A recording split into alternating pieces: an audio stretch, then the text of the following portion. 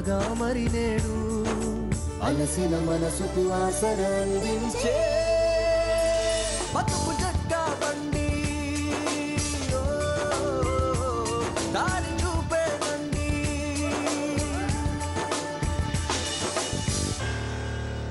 ఇది కథ కాదు జీవితం. మీ మామగారి మీద ఇలాంటి అబాండాలు వేసి వాళ్ళకి ఆస్తో పాస్తో ఏదైనా ఉంటే అది మీ పిల్లలకి ఇవ్వాలని అడగడానికి మీరు ప్లాన్ చేస్తున్నారు. ఒకరికొకరు అన్యాయం చేసుకుంటున్నారు, ఒకరికొకరు ద్వేషం పెంచుకొని మీరు ఒక తల్లి కూతురు అన్న ప్రేమ నీకు లేదు, నీకు తల్లి అన్న ప్రేమ నీకు లేదు, కూతురైన ఆవిడికి లేదు. ఎందుకు కుటుంబాలు? ఇప్పుడు ఆవిడ అనొచ్చుగా నువ్వే ఎక్కడ పడేసుకున్నావు, లేకపోతే నువ్వు ఎవరికి ఇచ్చేసుకున్నావు అనొచ్చుగా. నువ్వు చూసావా ఆవిడ తీసుకోవడం, లేకపోతే ఆవిడ దొంగతనం చేసిందని చెప్తున్నావా? ఏది అది కరెక్ట్గా చెప్పు. నా బీరువాలోనే ఉన్నాయి. నీ బీరువాలో ఉన్న నగలు ఆవిడ ఎలా తీసింది నువ్వు చూసావా? నువ్వు అబద్ధాలు ఆడుతున్నావు అన్నది ఒప్పుకో. నువ్వు ఒప్పుకుంటే మిగిలిన విషయాలు మాట్లాడదాం. ఇది కథ కాదు జీవితం.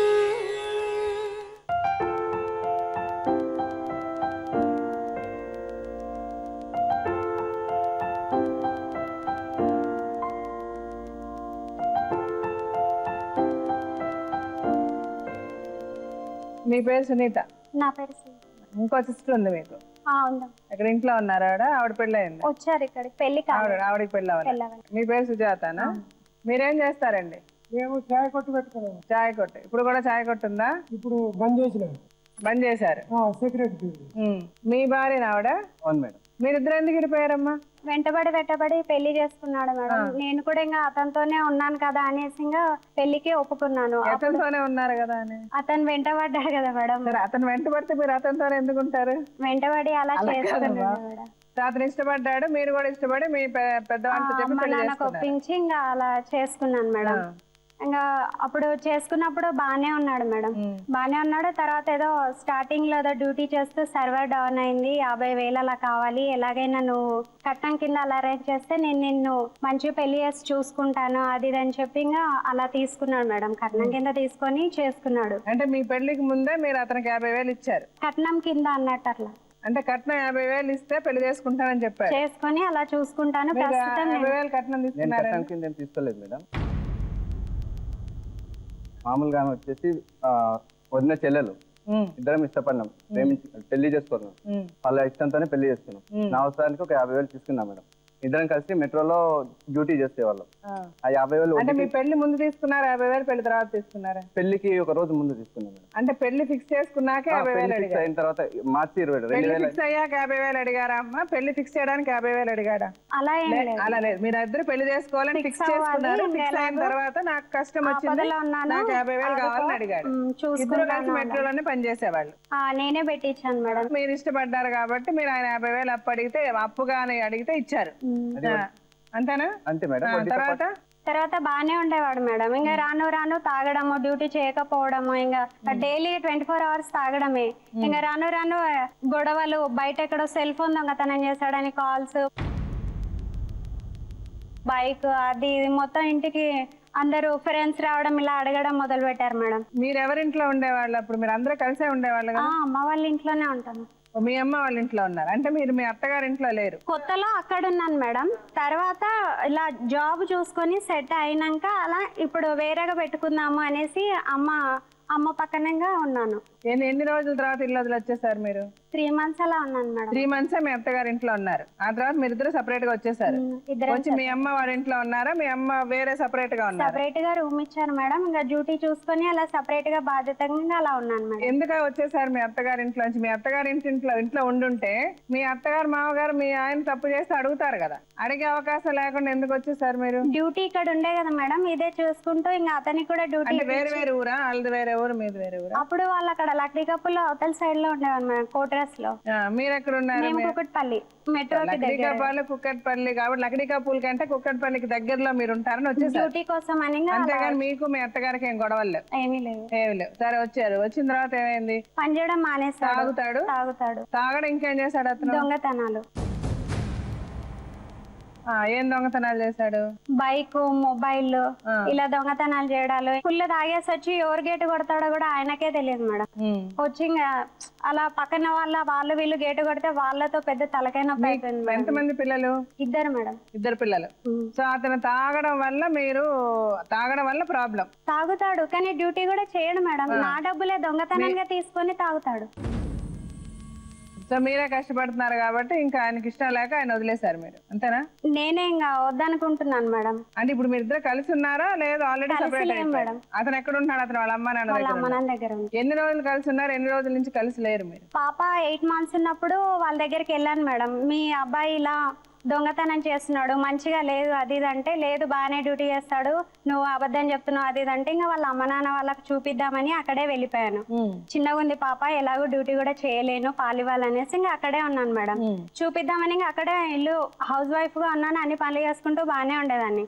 వాళ్ళు కూడా చూసారు మేడం, అక్కడ కూడా డ్యూటీ చేయలేదు. అంటే ఎన్ని రోజులు ఉన్నారు అక్కడ మీ అత్తగారి ఇంట్లో? ఒక 1 year అట్లా ఉన్నాం మేడం. సరే, మళ్ళీ ఎప్పుడు వచ్చేసారు? ఇంకా 2వ ప్రెగ్నెన్సీ కన్ఫర్మ్ అయ్యాక డెలివరీ కోసం అని 5th month కి ఇంకా వచ్చేసాను మేడం. అంతవరకు మీ అత్తగారి ఇంట్లోనే ఉన్నారు. అప్పుడు కూడా అతను తాగి గొడవ చేసేవాడు? అలాగే ఉండేవాడు మేడం. ఏం పని చేసేవాడు కాదు? ఏమీ లేదు. అంటే మీరు పని చేసి మీరే ఎలా బ్రతికారు మీ అత్తగారి ఇంట్లో? వాళ్ళే పెట్టుకున్నారు మీ మేడం. అత్తగారి వాళ్ళే చూసారు? చూసారు. ఇంకా దానికి ఆపోజిట్ ఇంక ఇట్లున్నాడు నీ మొగుడు, డ్యూటీ చేయట్లేదు, కనీసం నువ్వైనా చేసుకో అంటే టీచర్ జాబ్ కూడా వెళ్ళాను. ప్రెగ్నెంట్ తో ఉండి కూడా టీచర్ జాబ్ చేశాను, హిందీ టీచర్ గా కర్నూలులోనే.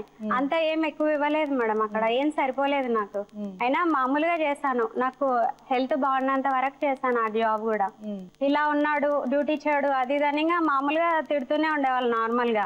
మీ కొడుకు అలా ఉన్నాడని మీకు చూపించడానికి నేను వచ్చాను, ఆయన ఇంతే అప్పటి నుంచి ఇట్లానే ఉన్నాడు, నేనే చేశాను, నేనే డ్యూటీ చేసి ఆయనకు తిండి పెట్టాలి, నేనే అన్ని పెట్టాలి, అట్లయితే ఉంటాడు. సో అందుకని మీరు ఇల్లు వదిలేసి వచ్చేసారు, అంతేగా? మీ అత్తగారితో మామగారితో చెప్పేసి వచ్చేసారు. చెప్పి ఇంకా మీ అబ్బాయి ఇలా ఉన్నాడని చెప్పేసి ఇంకా నేను డెలివరీ టైం కూడా వచ్చింది మేడం, ఇంకా అప్పుడు వచ్చేసాను. ఇంకా అప్పటి నుంచి మీ అమ్మగారి దగ్గరే ఉన్నారు? ఇక్కడే ఉన్నాను మేడం. మరి మీరు ఎందుకు అట్లా పని పాట లేకుండా తిరుగుతున్నారు ఇంట్లో? తాగడం అయితే వాస్తవం మేడం, కానీ రోజు మొత్తం తాగాను మేడం. డ్యూటీ అయిపోయిన తర్వాత సాయంత్రం రోజు అయితే తాగాను మేడం, వారానికి ఒకసారి అయితే తాగడం అయితే తాగుతాను. వారానికి ఒకసారి తాగుతారు మీరు? రోజు రోజు తాగాను మేడం. వారానికి ఒకసారి తాగకపోతే మీకు ఏమైనా జబ్బు చేస్తుందా? ఏం లేదు మేడం. లేదు, సరదా కోసం తాగుతారు. సరదా అని చెప్పట్లేదు మేడం, ఒక వారానికి ఒకసారి తాగుతాను మేడం. ఎందుకు తాగుతున్నారు అంటే ఇప్పుడు పెళ్ళాం పిల్లల్ని చూసుకునే అంత స్తోమత ఉందా మీకు? లేదు. మీ పెళ్ళాం పిల్లలు ఆవిడ పని చేసి మీకు పెట్టాల్సిన అవసరం ఉంది, ఆవిడ పని చేయకుండా ఇంట్లో చూసుకునే స్తోమత ఉందా మీకు? లేదు. అంటే ఆమె నేను ఇద్దరు కలిసి పని చేసుకుంటే, ఇద్దరు కలిసి డ్యూటీ చేసుకుంటే ఇద్దరు వెనకేసుకోవచ్చు, మా ఇంట్లోనే ఉండొచ్చు అన్న. ఇద్దరు వెనకేసుకోవచ్చు అన్నప్పుడు ఎందుకు తాగుతున్నారు మీరు? వారానికి ఒకసారి తాగితే ఏంటి, రోజు తాగితే ఏంటి, నెలకు ఒకసారి తాగితే ఏంటి? తాగాల్సిన అవసరం లేదు. ఆవిడకి ఇష్టం లేనప్పుడు మీరు తాగకుండా ఉండొచ్చు కదా. తాగెందుకు ఆవిడ హింసించలేదు? మీతో బాగానే కాపురం చేసిన ఆవిడ ఎందుకు వెళ్ళిపోయింది? ఎందుకు వెళ్ళిపోవాల్సిన అవసరం వచ్చింది చెప్పండి. ఆమె వచ్చేసి మాకు పెళ్ళైన 3 ఏళ్ళు అక్కడే ఉన్నాం మేడం, వాళ్ళ ఇంట్లోనే. అక్కడ బాగానే ఉండే, మెట్రోలో చేసుకుంటే అది బాగానే ఉండే మేడం. 3 ఏళ్ళ తర్వాత మళ్ళీ కర్నూలుకి వచ్చాం మేడం, మా నాన్న ట్రాన్స్ఫర్ అవుతుంది రిటైర్డ్ అయిన తర్వాత. అక్కడ 2 ఏళ్ళు ఉన్నాం మేడం. అక్కడ మాస్టర్మైండ్ జూనియర్ కాలేజ్లో అడ్మిన్ డిపార్ట్మెంట్ లో చేసాం మేడం. తర్వాత చిన్న యాక్సిడెంట్ అయింది. యాక్సిడెంట్ మూలంగా నేను ఒక చేయలేదు. ఇప్పుడు ఆమె ప్రెగ్నెంట్ ఉండే. ప్రెగ్నెంట్ ఉన్నప్పుడు వాళ్ళ ఇంటికి వచ్చింది మేడం వెళ్ళి. ఇంకా అప్పటి నుంచి ఇంటికి రాలేదు, ఇంకా ఇక్కడ రాలేదు. ఏమంటే అక్కడ మీ ఊర్లో డబ్బులు సరిగా ఉండవు, నువ్వు సరిగా ఉండవు, తాగుతావు, అది చేస్తావు, ఒక జాబ్ కరెక్ట్ చేయవు అన్నట్టు చెప్పింది. జాబ్ అయితే చేస్తాం మేడం, కాకపోతే కంటిన్యూషన్ లేదు. ప్రెగ్నెంట్ తో ఉన్న నాకు చెకప్ కూడా చేయించలేదు మేడం హాస్పిటల్ కి. జాబ్ కరెక్ట్ గా ఉంటే చెకప్ కి కూడా డబ్బులు ఉండవా మేడం? ఎందుకు మరి ఆవిడ అక్కడ అడగండి. మరి ఆవిడ దొంగ కూడా ప్లస్ ఏం చెయ్యడు మేడం, ఇక్కడ ఇలాగే అంటాడు. ఒకసారి నేను డ్యూటీలో ఉండగా వచ్చి రోడ్డు మీద బయట వస్తుంటే ఇలాగే ఈ చున్నీతోనే ఊరేయడానికి ట్రై చేశాడు. స్టాఫ్ అందరు ఉన్నారు మేడం, ఎవడైనా అడ్డొస్తే వాడికి ఏమైనా సంబంధం ఉన్నట్టు చెప్తాను నేను, ఎందుకు అడ్డొస్తున్నావు అంటే వాళ్ళు వెనక్కి వెళ్ళిపోయారు. మీ అబ్బాయి ఇలా చేస్తున్నాడని తెలుసా? మేము కర్నూలులో ఉన్నాము, వీడు ఒక్కరు మాత్రం హైదరాబాద్ కు వచ్చేవాడు. తర్వాత చెప్పాను మేడం.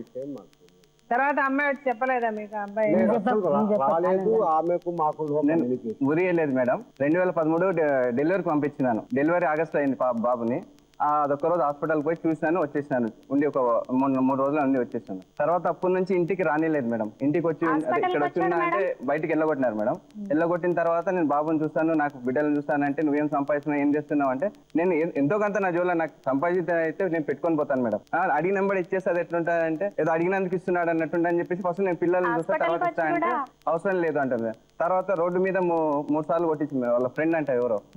నేను ఇప్పుడు ఇంటికి పోతే వాళ్ళ అమ్మ రానియదు మేడం. పాపల బిడ్డను చూస్తా అంటే ఏం బిడ్డ నీకు వచ్చిన అంటే వాళ్ళ మేడం నేను కొట్టేయలేదు. తర్వాత వచ్చేసి ఫ్రెండ్స్ కి కాల్ చేసి నా గురించి గలీజ్గా మాట్లాడాడంట. మెట్రో దగ్గర సునీత నీ ఫ్రెండే కదా, మంచిగా ఉండమని చెప్పొచ్చు కదా, నువ్వు పెళ్లి చేసుకున్నావు కదా, నీకు ఏం చెప్పాలని లేదా, నీ ఫ్రెండ్ జీవితం బాగు చేయాలని లేదా, నువ్వు నైట్ పూట హ్యాపీగా ఉంటున్నావు కదా అని నా ఫ్రెండ్ కొత్తగా పెళ్ళైన ఆమె కాల్ చేసి సతాయిస్తున్నాను నైట్ పూట. వాళ్ళు ఇంకా నేను కొడతానని నాకు కాల్ చేశారు. మీ ఇష్టం, నేనేం చేయలేనని చెప్పాను. అయితే ఈయన కాల్ చేశాడు, ఎందుకు అలా గలీజ్గా మాట్లాడమంటే నేను మాట్లాడలేదన్నాడు. ఆయన మాట్లాడుతున్నాడు, రోజు నాకు కాల్ చేస్తున్నాడు. సరే ఇద్దరిని పిలుస్తానంటే ఆయన ముందేమో గుసగుస అని మాట్లాడుతూ నా ముందు అనలేదని గట్టిగా అన్నాడు. అదే వాళ్ళ పర్సనల్ మేడం, నేను కొట్టించలేదు. నేను కొట్టిస్తే ఈ రకంగా ఉండదు మేడం. నేను అసలు అంటే నువ్వు కొట్టిస్తే చంపేస్తావా? అలా కాదు, ఈ రకంగా ఉండదంటే మీరు కొట్టిస్తే చంపించేస్తారా? మీరు కూడా మీరు సరిగా అలా మాట్లాడకండి. నేను కొట్టించలేదంటే నేను కొట్టిస్తే ఈ రకంగా ఉండదంటే ఏ రకంగా ఉంటది చెప్పండి. బాబు పుట్టిన 3 ఏళ్ల నుంచి నాకు బాబు కానీ చూపించలేదు మేడం. నేను వస్తే ఇంటికి పోతే వాళ్ళ అమ్మ రాని తిడుతుంది. పిల్లలు ఉండరు. ఈమెతో మాట్లాడదామంటే ఈమె ఇక్కడ మెట్రో డ్యూటీకి వచ్చేస్తుంది. సరే మెట్రో దగ్గర అన్న మాట్లాడదాం, మామూలుగా ఒక అర్థం చేసుకో, మామూలుగా మాట్లాడదాం పిల్లలని చూపి అంటే ఇమ్మీడియట్ గా ఫోన్ చేసి ఆ పిల్లని పిలుస్తుంది మేడం. వచ్చి ఏమరా నువ్వు ఇట్లా చేస్తున్నావు అని చెప్పేసి ఇట్లా కొట్టడం. ఈమె అయితే కాలు తిడతాన్ని రాయితో కొట్టింది మేడం. ఎవరా పిల్లాడు? ఎవరమ్మా ఆ పిల్లోడు? ఈయన తిట్టినతనే మేడం. ఈయన తిట్టినందుకే కోపం వచ్చి అతను కొట్టాడు. నా కోపం వచ్చి నేను నార్మల్ గా కొట్టాను నా అతను ఎవరమ్మా? కాలేజ్ అబ్బాయి మేడం. కాసేపు ఏమో మా ఫ్రెండ్ అన్నారు, కొలీగ్ అన్నారు, అమ్మాయి అన్నారు. మీ కాలేజ్ అబ్బాయి ఎవరు? ఇంకో మాట, మీ అమ్మాయి కొత్తగా పెళ్ళైన అమ్మాయికి పెళ్లి చేశాడు, ఫోన్ చేశాడు, కాల్ చేస్తాడు, ప్లస్ ఈయన కూడా కాల్ చేస్తాడు. అది ఇప్పుడు మీరు చెప్తేనే కదా తెలుస్తుంది. మరి ఇందాక మీరు చెప్పలేదు కదా మీ ఇతని గురించి. ఫ్రెండ్స్ కి కొడతామన్నారు. ఎవరు ఫ్రెండ్ అంటే అది కాలేజ్ అబ్బాయి మేడం. ఎవరు? మీ కాలేజ్ అబ్బాయి. మీరు కాలేజ్ చదువుకున్న అబ్బాయి. ఆ అబ్బాయి ఎలా వస్తాడు మీరు ఫోన్ చేసినప్పుడల్లా? అంటే మా అబ్బాయి కూడా మీ దగ్గర పని చేస్తాడు? అక్కడే ఉంటాడు మేడం. మీరేంటమ్మా, మీరు మీ అమ్మాయిలు పెళ్లిళ్ళు చేసి మీరు ఇంట్లో పెట్టుకోవడానికి పెళ్లి చేశారా, వాళ్ళతో సంసారాలు చేయించడానికి పెళ్లి చేశారా? చేసినమ్మా. మొదటి మాట నేను హోటల్ పెట్టినా. వీళ్ళ కొడుకు రోజాన టీ తాగడానికి వస్తుంది.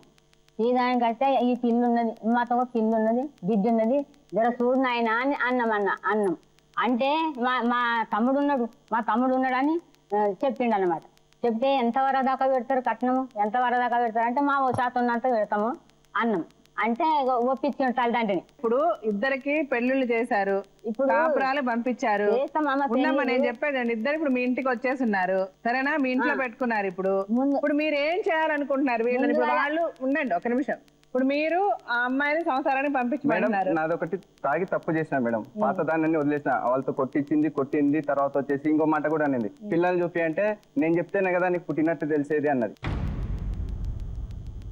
నేను అవన్నీ కాదండి, నాకు నా భార్య పిల్లలు ఎవరినో పెట్టుకొని కన్నట్టున్నావు, అందుకే ఇన్ని రోజులు రావట్లేదు అలా కాదమ్మా. ఫస్ట్ నేను చెప్పేది, నువ్వు అతని ఇంటికి వెళ్ళట్లేదు, కాపురానికి నువ్వు వెళ్ళట్లేదు కాబట్టి అతను నేను రమ్మని అడుగుతున్నాడు. ఒకటి, నీకు నచ్చలేదు అతనితో కాపురం చేయనంటే నువ్వు లీగల్ గా డైవర్స్ తీసుకోవాలి కానీ మేడం అంతకు ముందు అన్ని గలీజ్ మాటలు మాట్లాడుతూ 50 సార్లు కాల్ చేసి బతుకుతున్నానంట. మా ఇంటి మందిని చంపేస్తాడంట, మేము సంపాదించిందంట మాకు అవుతుందని. ఒకరు మాట్లాడుకుంటే బుద్ధి లేకుండా ఒక నిమిషం ఉండండి, ఆయన మాట్లాడండి చెప్పండి. వాళ్ళు ఒప్పుకుంటే మేము ఒప్పుకుంటేనే అయినా మళ్ళా కాదు. కరెక్ట్. మధ్యన ఖరాబ్ అవుతుందని ఎవరికి తెలియదు. అవును, ఇప్పుడు ఖరాబ్ అయిపోయిండు. 3 మాటలు 4 మాటలు ప్రాణం కూడా పోతుంది అనేది. ఒక రోజు ఫుల్ తాగొచ్చి నేను సెక్రటరీ డ్యూటీ నైట్ ఉందమ్మా, గేటు మీదకి వెళ్ళి దుంకపోతే ఈ కాలు ఇరికింది, ఎలాడ పడ్డాడు గబ్బిలం లేక. మా పెద్ద బిడ్డకు తెలిసిన ఆయన ఉంటే ఫోన్ చేస్తే ఆయన వచ్చిండు, గేటు తీసిండు. ఆ రాత్రి కాలు ఇరిగిపోయి చచ్చిపోతే నా ఇల్లు కూడా తాలకుండే. నేను ఛాయ పొట్టు అమ్ముకొని బతికేటోని. సరే ఇప్పుడు మీరు చాలా కరెక్ట్ గా మాట్లాడుతున్నారు కాబట్టి నేను మీతోనే మాట్లాడతా. వీళ్ళెవరు మాట్లాడేది సరిలేదు. తల్లి తండ్రిది ఏం తప్పు లేదు, మాది కూడా ఏం తప్పు లేదు. కొడుకులను కనుక్కుంటాము, వాళ్ళ కర్మ ఎట్లున్నదో ఎవరికి తెలుస్తుంది. ఎవరేం చేయలేరు. దోసిది బండి తీసుకొని మెట్రోకి పోయిండు. ఈమెకు ఓని తోటి తలకాయకు ఉరేయని పోయిందంట. ఉరేయని కోటాలకల్లా ఈమె ఏం చేసింది, నన్ను చంపేటట్లు నన్ను లొల్లి పెడితే వీళ్ళు రస్తాపడత పెట్టాలు ఉంటారు కదా, పట్టుకొని అమ్మా నువ్వు పోలీసు ఫోన్ చేయమ్మా అంటే ఫోన్ చేస్తే పోలీసులు వచ్చి తీసుకుపోయారు. ఈయన వేరేళ్ళ బండి తీసుకొని వచ్చిండు కదమ్మా, వేరేళ్ళ బండి తీసుకొని వచ్చుట్లా ఈమెకు ఉరేయనికి పోయేటలకల్లా ఓని తోటి అందులో పోలీస్ స్టేషన్ కు చేసి ఈయన తీసుకొని వచ్చినాడికి చేస్తే ఆ బండి అయినా ఈయనకు దోసినే తీసుకొని వచ్చాడు. అడికల్లా చెల్లెరి కిందికి వెళ్ళంట చేస్తే ఆ బండి ఈయన దొరుకుట్లా ఆ బండి దొరికిపోయింది. ఇక వాళ్ళు మా ఇంటి చుట్టూ తిరుగుతున్నారు. ఇంటి చుట్టూ తిరిగితే మేము పోలీస్ స్టేషన్ లో ఉన్నాం కదా, బిడ్డ ఈమె తీసుకొని వచ్చారు కదా, వీళ్ళు ఫోన్ చేశారు. ఇంటి ముందు ఆమె దగ్గర ఫోన్ దొంగతనం చేసుకొస్తే అందరు కలిసి ఇంటి మీదకి వచ్చారు. ఒక రోజు పగలగొడతాను చీపుర్లతో ముఖం చూసుకుంటానే మనం అంటున్నారమ్మా. అందరు ఉమ్ముస్తున్నారు మేడం నా ముఖం మీద.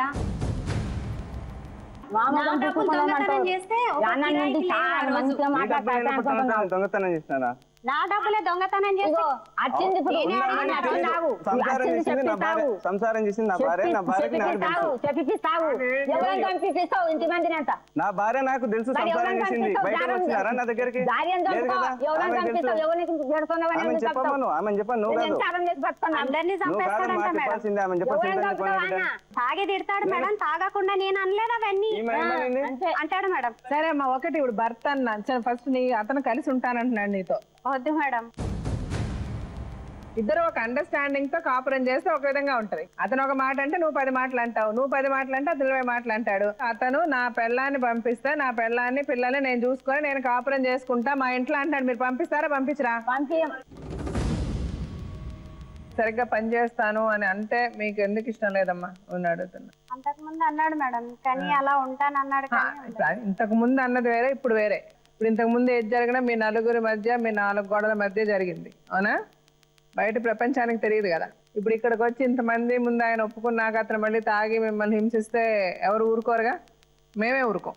అతను మీతో సరిగ్గా ఉంటాను అని చెప్పి రాసిచ్చి చూసుకుంటాను అంటే మరి మీ పిల్లల మీద అతని పిల్లలు కూడా మీ పిల్లలు అతని పిల్లలు కూడా కదా, మీ ఇద్దరికి పుట్టిన పిల్లలైనా వాళ్ళకి కూడా ప్రేమ ఉంటది కదా. ప్రేమ ఉంటుంది, దాంతో పాటు ఉండాలి కదా. కరెక్ట్ అమ్మా, చూసుకుంటాను అని అంటే మారడానికి అవకాశం ఇచ్చి మారకపోతే అప్పుడు ఎవరు ఏం చేయలేం. ఇప్పుడు ఇలాంటి పరిస్థితి ఇంతవరకు అతనికి రాలే కదా, అతనికి తెలియలేదు సీరియస్నెస్ అంటే ఏంటని. ఇప్పుడు ఒకవేళ అతను అట్లా ఒప్పుకుంటే కూడా అతను అన్ని రాయించుకొని చేసి పోలీస్ స్టేషన్ లో కంప్లైంట్లు ఇచ్చి అన్ని చేసే మిమ్మల్ని ఆయన దగ్గర కాపురానికి పంపిస్తాం.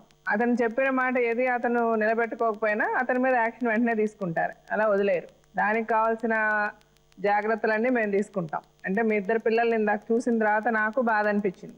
ఆ వయసులో తల్లిదండ్రితో ఉండాల్సిన వయసు అలాగే. ఒక పక్కన మీరు కష్టపడతాను, మీ ఉద్దేశం లేదు నేను ఇది కాదు డైవర్స్ తీసుకొని ఇంకో పెళ్లి చేసుకోవాలనుకుంటున్నాను, అట్లాంటిది ఏదైనా ఉందా మీకు? అలాంటిది ఏదైనా ఉంటే సరే.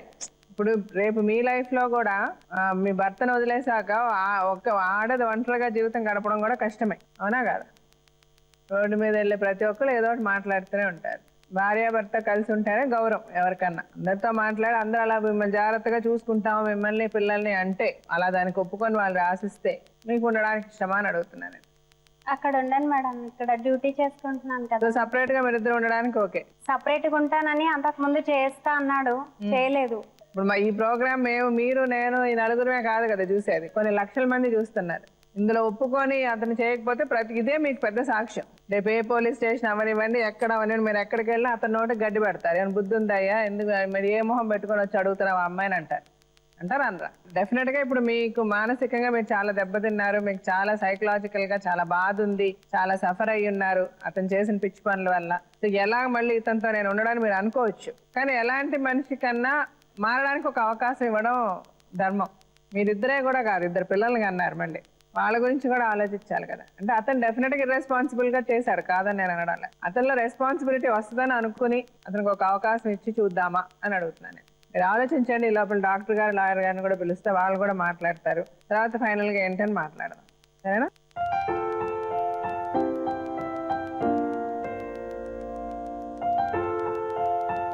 సరే, సుజాత గురించి మీరు విన్నారు. సరే, ఇప్పుడు తనకి మాక్సిమం మనం ఏం చేయగలం అన్నది పెద్ద ఇష్యూ ఏమీ లేదు. ఇప్పుడు తనకున్న ప్రాబ్లం అంతా ఆ పాప వాళ్ళ దగ్గర ఉంది.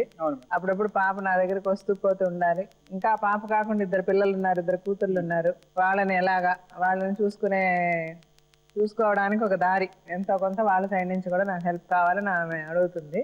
సరే, ఆ కథ అట్లా ఉంటే సునీత కథ. సునీత భర్తతో విసిగి వేసారిపోయి పని చేయడు, తాగుతాడు. ఆయన రకరకాల అంటే కొట్టడం అనేది చేయడు కానీ సైకలాజికల్ గా నాట్ హ్యాపీ. ఏం సార్? ఇద్దరికి మనం ఎవరం 10 మంది కూడిపోలేదమ్మా, వాళ్ళు ఇద్దరే కూడిండ్రు. ఇప్పుడు ఇంత వాళ్ళకు ఏర్పంటే ఇడిపోయేటి కాలం ఏమొచ్చింది చూడు. అదే చెప్తున్నా, వాళ్ళిద్దరు ప్రేమించి పెళ్లి చేసుకొని నేను చెప్పేది కూడా అదే. నేను తప్పు చేసినందుకు ఈ భార్య బిడ్డలకు దూరం ఉండి బాధపడుతున్నా. నేనేమంటున్నా, చివరి అవకాశంగా నా భార్య బిడ్డలు నడుపుతుంది. ఆమెకి ఎంత బాధ ఉండాలి, నువ్వు దూరం ఉండి ఎంత బాధపడుతున్నా అంటే. మీరు చేసిన తప్పులకి మీరు క్షమించమని అడిగి నేను మారతాను, నేను చూసుకుంటాను ముందు మీరు ఒక నమ్మకం కలిగించండి వాళ్ళకి, అప్పుడు నేను మాట్లాడతాను. నీ లగ్గం కాకముందే నేను ఏమన్నా నువ్వు నడపవయ్యా, నీకు దండం చేస్తా, నువ్వు నడపవయ్యా అన్ననా లేదా హోటల్లా? నడపవయ్యా లేదు, ఆయన అడిగిందని చెప్పండి సమాధానం. నువ్వేమన్నావు, నేను కరెక్ట్ నడుపుకుంటా మామ, నేను పెద్ద చదువు చదివినా అంటే, నువ్వు లేదయ్యా నువ్వు మారిపోతావు అంటే మధ్యలో మారిపోయినావా లేదా? మధ్యలో మారిపోయినా. అది ఎవరమ్మా మొదటి నుంచి అట్లా లేను కదా. లేదు, ఇప్పుడు మీరు ఒకటి అర్థం చేసుకోవాలి, మీ మామగారు మిగిలిన వాళ్ళు ఎట్లా మాట్లాడినా ఆయన చాలా కరెక్ట్ గా మాట్లాడుతున్నారు. సో ఆయన ఏమంటున్నారు, మధ్యలో మారామనే చెప్తున్నారు ఆయన కూడా. మీ ఒకటే నేను చెప్పగలుగుతాను, అవకాశం లైఫ్ లో ఒకసారి వస్తుంది, మీకు ఇది చివరి అవకాశం. మీ పిల్లల్ని ఇద్దరిని చూసా, నాకే ఆ పిల్లలు అంత బాగా అనిపించింది. నేను చేసిన తప్పుకి నా జీవితం 3 ఏళ్ళు భార్య బిడ్డలకు దూరం ఉన్నా మేడం. నేను తప్పు చేసిన మేడం. నేను అనేది మీరు తప్పు చేశారు కరెక్టే, ఈ రోజు తప్పు చేసేసారని నోటితో అనడం కాదు, మీరు మనసులో దాన్ని ఎంత స్ట్రాంగ్ గా తీసుకోవాల్సిన అవసరం ఉందో చెప్తున్నా. ఒక క్షణం మీరు కళ్ళు మూసుకొని ఆలోచించండి, వీళ్ళెవ్వరూ లేకుండా మీరు ఒక్కరే ప్రపంచంలో ఏం చేయగలరు? ఏమీ చేయలేదు. పిచ్చెక్కిపోతుంది. మన చుట్టూ మనకు అమ్మ, మనకు కష్టం వస్తే అమ్మ అని పిలుచుకోవడానికి పక్కన ఎవరు లేకపోతే బ్రతికెందుకు వేస్ట్. మన గురించి బ్రతికే వాళ్ళు కనీసం ఒకళ్ళన్నా ఉండాలి. మీ గురించి ఎవరు బ్రతుకుతారు? మీ భార్య, మీ పిల్లలు తప్ప ఎవరు పట్టించుకుంటారు మీ గురించి?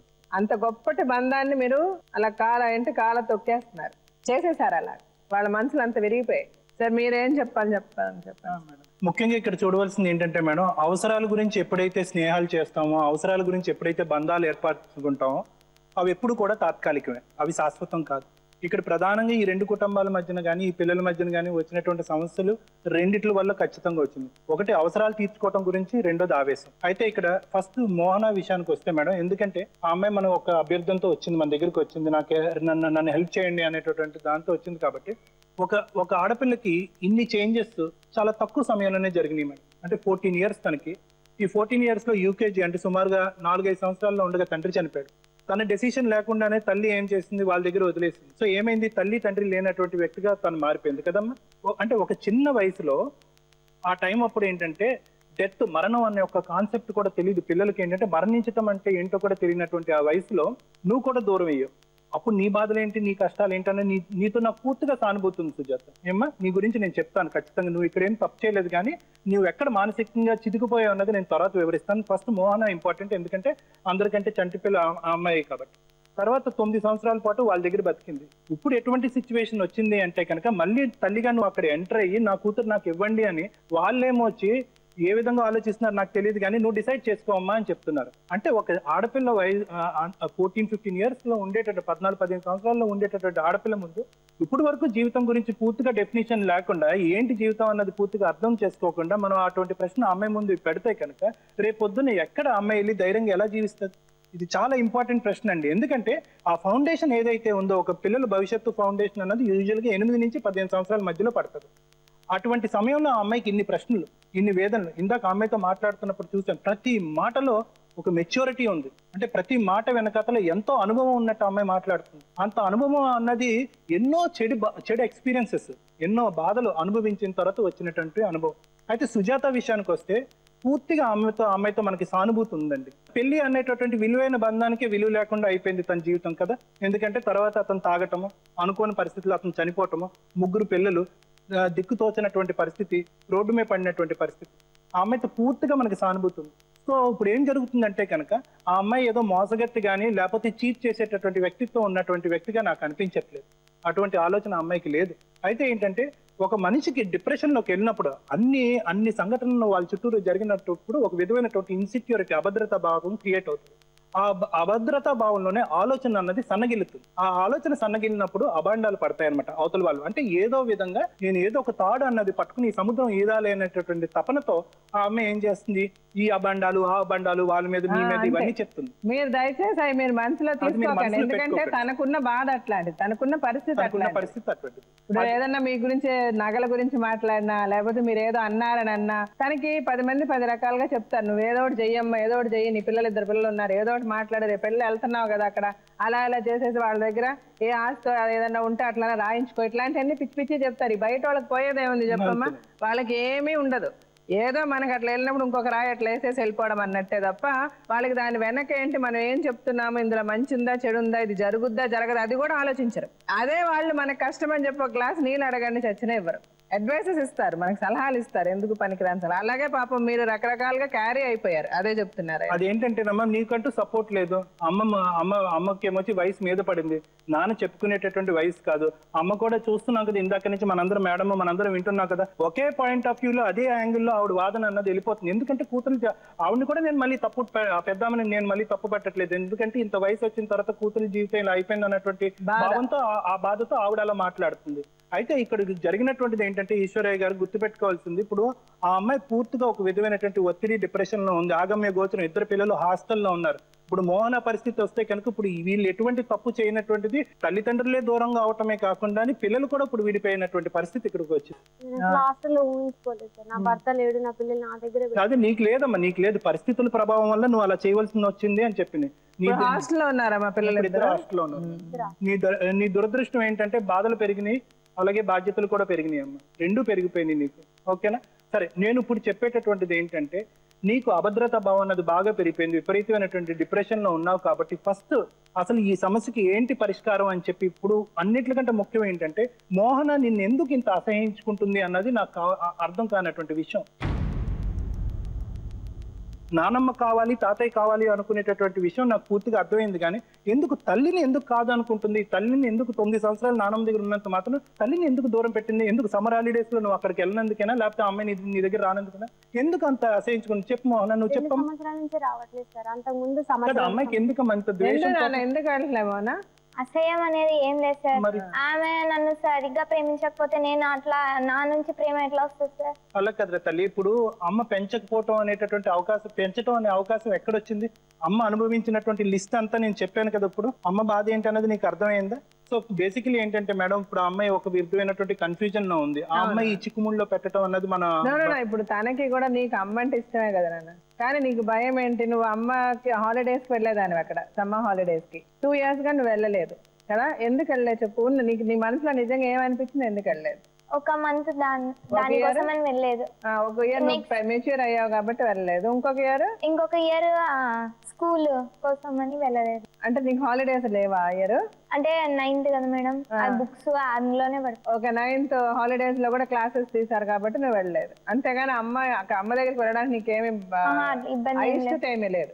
అక్కడికి వెళ్ళినప్పుడు అమ్మ నిన్ను బాగానే చూసుకునేది, అమ్మ బాగానే ఉండేది, వెళ్తాది పెట్టుకుంటా. సరే మా అవ్వ ఎప్పుడు తిడతానే ఉంటది మేడం, కొడతాది, బాత్రూమ్ లో తాళం వేస్తుంది, వెళ్ళొద్దు బయటికి వెళ్ళు అంటది, అందుకని నేను వెళ్ళను madam.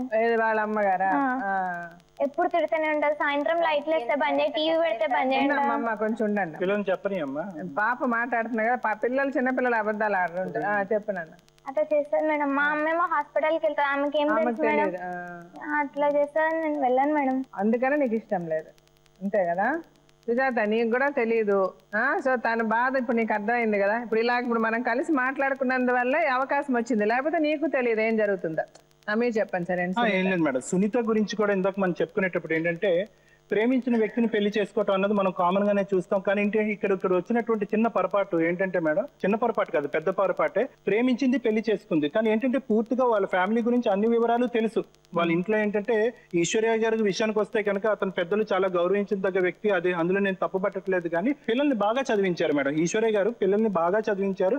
For example Ravi is MSc, post graduate MSc అతను, కానీ ఏంటంటే ఏం జరిగిందో ఏంటో అన్నది తెలియదు, కానీ బిహేవియరల్ మేనేజ్మెంట్ ఎక్కడైతే పిల్లల ప్రవర్తనని మనం కంట్రోల్ చేయాలో అక్కడ ఎక్కడో తప్పుదోవ ఈ బండి అన్నది గాడి తప్పింది అన్నది నాకు అనిపిస్తుంది ఈశ్వర్య గారు. ఓకే, మీరు చాలా దురదృష్టవంతులు. ఎందుకంటే ఒక పెద్ద బాబు ఏమో చాలా పిచ్చి పిచ్చిగా అయిపోయాడు, రెండో అబ్బాయి ఏమో అనుకోని పరిస్థితుల్లో చనిపోయాడు, మూడో అబ్బాయి ఏదో పెళ్లి చేసుకుని ఎలా ఉన్నాడు అన్నది నాకు తెలీదు.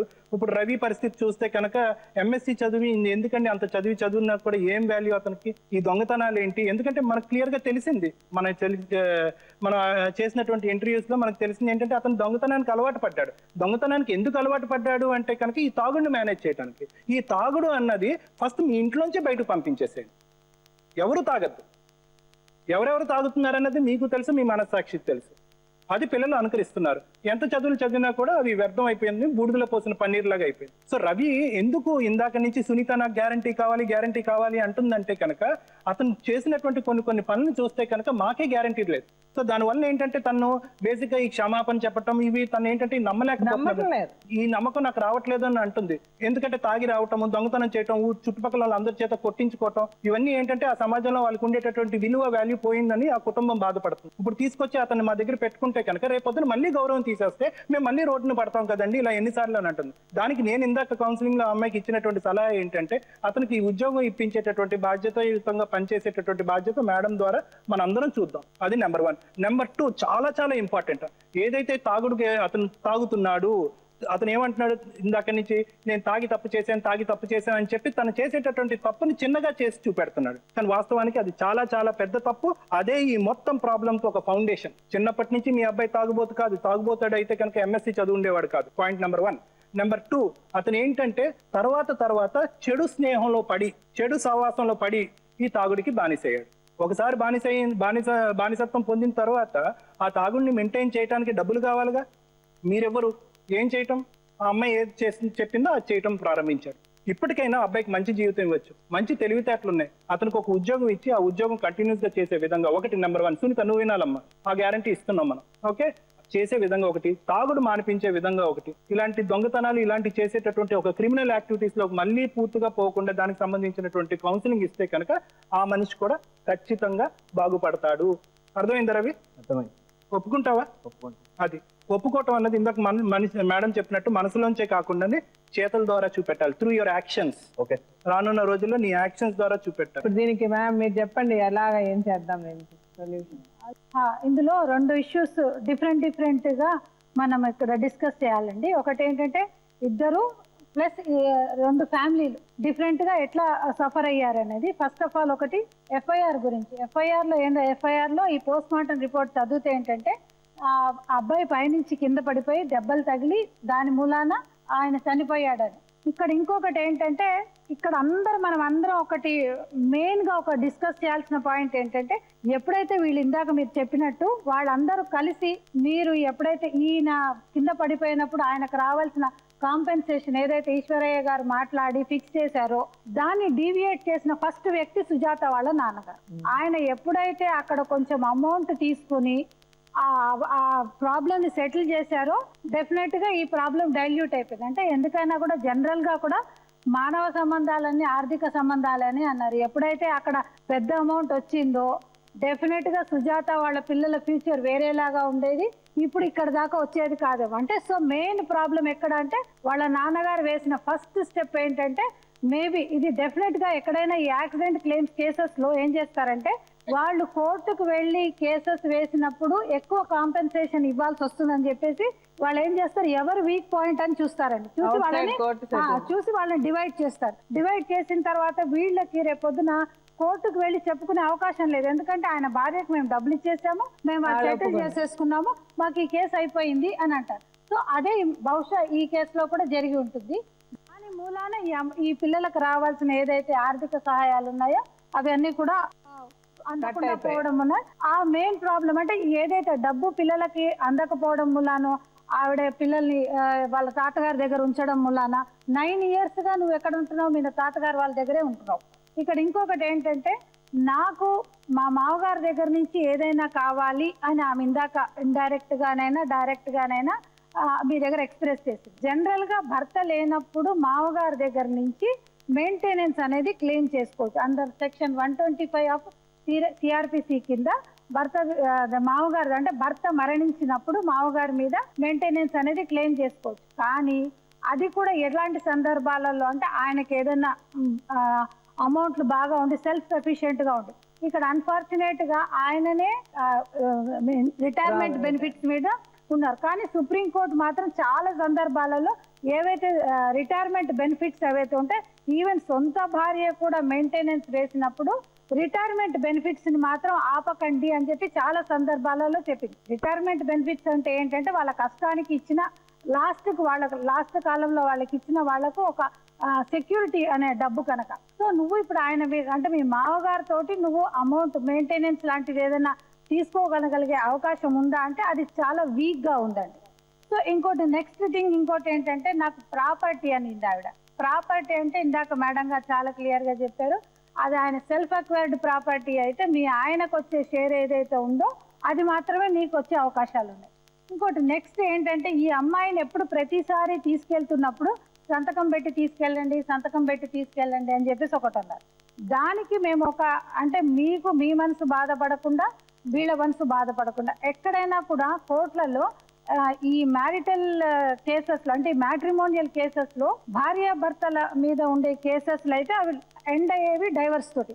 ఇంకోటి ఏంటంటే ఈ ప్రాపర్టీ కేసెస్ లో అయినా కూడా వేట్లలో కూడా వేసే ముందు 1-4 సార్లు మీరు ఆలోచించండి అంటాం. ఎందుకంటే సెక్షన్స్ ప్రేమను పంచండి అని చెప్పి ఏ కోర్టుకి ఏ సెక్షన్స్ లేవు కనుక మీరు ఈ అమ్మాయిని తీసుకెళ్ళడానికి అతను పర్మిషన్ ఇవ్వట్లేదు అని అంటే డెఫినెట్ గా మదర్ గా ఆవిడకి రైట్స్ ఉంటాయి. కాకపోతే దాని సెక్షన్స్ ఏంటి అని అంటే వార్డ్స్ అండ్ గార్డియన్స్ యాక్ట్ కింద నా పాపను నాకు ఇచ్చేయాలని మీరు కస్టడీగా అడిగినా కూడా జడ్జి గారు ఆవిడ ఎక్కడ ఉండాలని తేల్చినా కూడా దాని మూలాన ఏమైపోతాయంటే మీ ఇద్దరి మధ్యలో ఉండే బంధాలు ఇంకా పలుచబడిపోయే అవకాశాలు. ఆ పాపకు మేడం డబ్బు పిచ్చి మీ అమ్మకి మీ కుటుంబం వాళ్ళకి ఎక్కువ ఉందని చెప్పారు. వినండి సరే అమ్మా, ఇప్పుడు ఒక్క నిమిషం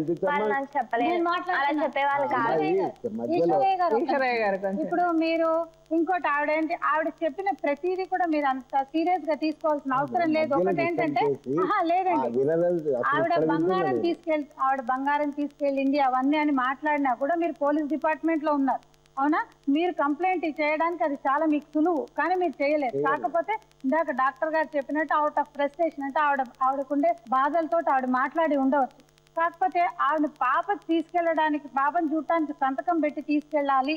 ఒక నిమిషం ఆవిడ అనిన్నా లేకపోతే అది జరుగుతున్నా కూడా దానికి ఒకటి మనం అమికబుల్ గా ఒక సెటిల్మెంట్ లాంటిది రాసి పాపను తీసుకెళ్ళడానికి నీ పాపను నువ్వు తీసుకెళ్ళడానికి సంతకం పెట్టాల్సిన అవసరం లేదు. కాకపోతే మీరు ఆయన మీద వేసిన ఏంటంటే మేము నోట్ తోటి చెప్పలేనంత ఎలిగేషన్స్ ఏవైతే ఉన్నాయో అవి చాలా తప్ప. ఇందాక మేడం గారు అన్నారు కదా ఇక్కడ మాట్లాడావు కానీ రేపు పొద్దున నువ్వు మాట్లాడిన ప్రతి మాట కూడా ఆ అమ్మాయి గుండెలో ఉండిపోతుంది. సో నీకు జరిగిన అన్యాయం రేపు పొద్దున అమ్మాయికి ఈ ఎన్విరాన్మెంట్ లో పెరిగి అమ్మాయి రేపు పొద్దున పొల్యూట్ కాకూడదు కనుక అదొకటి మన ఎంఓయూ లాంటిది కూడా రాసుకోండి అమ్మా. ఎందుకంటే మీరు ఇన్ని రోజులు పెంచామని చెప్పేసి ఒకవేళ నీ ఇష్ట ప్రకారమేనమ్మా నువ్వు ఎప్పుడు వెళ్ళాలని అనుకుంటున్నావు అని అంటే అప్పటికి వెళ్ళేటట్టు ఒక ఎంఓయూ రాసుకుని, ఎందుకంటే నేను సంతకం పెట్టాలి అని చెప్పేసి ఆయన అనడం అది క్లియర్ గా రాద్దామా. మీరు ఎప్పుడన్నా మీ అమ్మాయిని చూసుకోవచ్చు, మీ పాపని అమ్మాయి ఇష్టపడితే నువ్వు కూడా వెళ్ళి అమ్మ దగ్గర ఉండాలంటే అంటే అమ్మాయి మీ ఇంటికి రావడానికి తనకున్న కష్టం చెప్పింది. మీ అమ్మగారి వల్ల ఆ పాపకి రావడం ఇష్టం లేదు. ఇప్పుడు సునీత వినమ్మా, క్లియర్ గా అతను నీ మీద నిన్నే ఇబ్బంది పెట్టకుండా నీ మీద తాగడు, నీ మీద చెయ్యడు, నిన్ను క్షేమంగా బాగా చూసుకుంటాడు. నువ్వు శుభ్రంగా పని చేసుకొని నీ పిల్లల్ని ఇద్దరు కలిసి కష్టపడి పనిచేసి నీ పిల్లల్ని చూసుకుంటే ఇవన్నీ రాయించుకుంటాం. దీన్ని as it is police station లో కూడా దాన్ని ఇచ్చేస్తాం. మీకు అక్కడ పోలీస్ స్టేషన్ లో వాళ్ళ దగ్గర ఉంటది అతను ఏదైతే ఒప్పుకున్నాడో. అతను ఎప్పుడు ఏ క్షణంలో ఏ తప్పు చేసినా మీరు ఆ పోలీసులకు వెంటనే ఇంటిమేట్ చేయండి, మాకు కూడా ఇంటిమేట్ చేయండి, నేను నా నెంబర్ కూడా ఇస్తా. మరుక్షణమే మీరిద్దరు విడిపోవడానికి ఏం కావాలో ఏం చేయాలో నేనే దగ్గరుండి చేస్తా. అది నా గ్యారంటీ. సరేనా? ఇంకా తర్వాత మీరు ఎలా నిలబెట్టుకుంటారో మీ మీద ఆధారపడి ఉంది. 6 నెలల తర్వాత నాకు 6 నెలల్లో మీరు ఎంత బాగుంటారో చూసి ఆ తర్వాత డెసిషన్ తీసుకుంటాం. 6 months మీకు టైం. 6 months మీరు మంచిగా ఉన్నారనుకోండి ఇంకా లైఫ్ లాంగ్ బాగుంటారు. ఎందుకు బాగోరు చెప్పండి? 6 నెలలు మంచిగా ఉండలేకపోయారనుకోండి ఇంకా మీరు లైఫ్ లాంగ్ కూడా ఉండలేరు. అంతే. సరే, ఇది కూడా వీళ్ళిద్దరి మధ్య కూడా ఒక అండర్స్టాండింగ్ అండి. మీరు ఆమె మీ కోడలుగా మీరు ఇవ్వాల్సిన మర్యాద మీకు ఇవ్వాలండి. మీ కొడుకు అవ్వచ్చు, పిచ్చోడు అవ్వచ్చు, మంచోడు అవ్వచ్చు, నోటికి వచ్చినట్టు ఎవరికి మాట్లాడడానికి అవకాశం లేదు. సో నువ్వు కూడా మోహన 10 మంది వచ్చి నువ్వు అందంగా ఉన్నావంటారు. మీ అమ్మ లేదు, మీ నాన్న లేడు, మీ అమ్మ అట్లా ఉంది, ఇంకా నీ మీద అడ్వాంటేజ్ తీసుకోవడానికి ప్రయత్నిస్తారు. నీతో 4 మాటలు మంచి మాటలు మాట్లాడడానికి ప్రయత్నిస్తారు. ఎవరిని నమ్మక. నీకున్నదల్లా నీ తల్లి, మీ తాతగారు, మీ నాన్నమ్మ. ఫస్ట్ నువ్వు నీ ఎడ్యుకేషన్ ఫినిష్ చేసి ఒక మంచి ఉద్యోగంలో నువ్వు సెటిల్ అయ్యేంత వరకు వేరే ఏమీ ఆలోచించక. మీకు ఏ కష్టం వచ్చినా నన్ను అడగండి, నాకు చేతనైన సహాయం తప్పకుండా చేస్తా. అలాగే మీ పిల్లలు చదువుకు కూడా హాస్టల్లో ఉన్నారన్నారు, ఏ హాస్టల్లో ఆ డీటెయిల్స్ కూడా ఇవ్వండి, మా హెల్ప్ లైన్లో కూడా చెప్తాం, మాకు చేతనైన సహాయం చేస్తాం. సునీత విషయంలో వచ్చేసరికి మీకు చెప్పాల్సింది చెప్పా, మీకు 6 months డెడ్ లైన్. మొత్తం అన్ని పోలీస్ స్టేషన్లో ఆల్రెడీ ఫైల్ చేసి ఉంటాయి. ఇంకో మాటే ఉండదు. అమ్మాయి నాకు కనుక మీరు ఏమైనా చేశారని ఫోన్ చేసి అది ప్రూవ్ అయితే మటుకు డైరెక్ట్గా లోపలే ఉంటారు. మీరు కనీసం అడగను కూడా అడగను, నేను ఏంటి చేశారా అని కూడా అడగను, అంతే. సరేనా సార్? చాలా సంతోషం సార్. వీళ్ళ పిల్లల్ని పంపించండి, సునీత పిల్లల్ని. చాలా నాలాగా ముందు మీరు రవి కదా, ఫస్ట్ మీరు చేసిన తప్పులకి వాళ్ళని క్షమించమని అయితే ఆ కుటుంబాన్ని అడగాల్సిన అవసరం ఎంతైనా ఉంది. సునీత, మావయ్య నేను తప్పు చేశా, నన్ను క్షమించండి, ఈ రోజు నుంచి నేను పిల్లల్ని నా భార్యని బంగారంలా చూసుకుంటా, సారీ సునీత నా ముందు చెప్పండి, నాకు చెప్పండి. దగ్గరికి మామ, నేను తప్పు చేసాను. వెళ్ళు, రండి, దగ్గర రండి.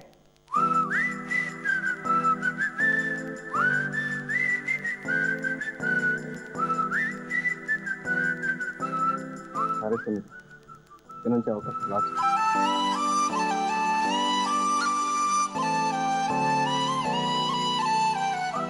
సరే అండి, చాలా సంతోషం. మీరు కూడా పెద్దవాళ్ళుగా మీకు చేతనైన సహాయం ఆ కుటుంబాలకు చేసి ఆ పిల్లల్ని జాగ్రత్తగా చూసుకోండి.